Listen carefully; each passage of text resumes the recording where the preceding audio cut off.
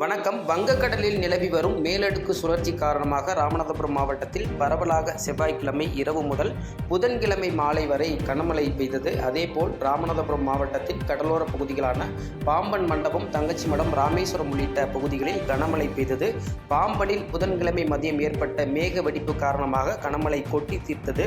இந்த நிலையில் ராமேஸ்வரத்தில் புதன்கிழமை மாலை கனமழை பெய்ததால் வெளியூரிலிருந்து ராமேஸ்வரம் சுற்றுலா வந்திருந்த சுற்றுலா பயணி ராமேஸ்வரத்தை சுற்றி பார்க்க முடியாமல் தனது குடும்பத்துடன் பழைய போலீஸ் லைன் பகுதியில் உள்ள தனியார் தங்கும் விடுதியில் தங்கினார்.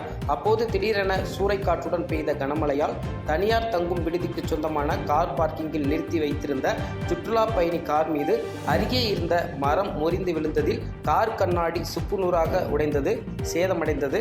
காரில் யாரும் இல்லாததால் உயிர் சேதம் தவிர்க்கப்பட்டது. இதையடுத்து காரின் மீது விழுந்த மரக்கிளைகளை தனியார் தங்கும் விடுதி ஊழியர்கள் மற்றும் சுற்றுலா பயணி அப்புறப்படுத்தினர். இந்த காட்சி அங்கு பொருத்தப்பட்டிருந்த கண்காணிப்பு கேமராவில் பதிவாகி தற்போது வெளியாகி உள்ளது. பாதகம் செய்பவரை கண்டால் நாம் பயங்கொள்ளலாகாது பாப்பா, மோதி மிதித்து விடு பாப்பா, அவர் முகத்தில் உமிழ்ந்து விடு பாப்பா.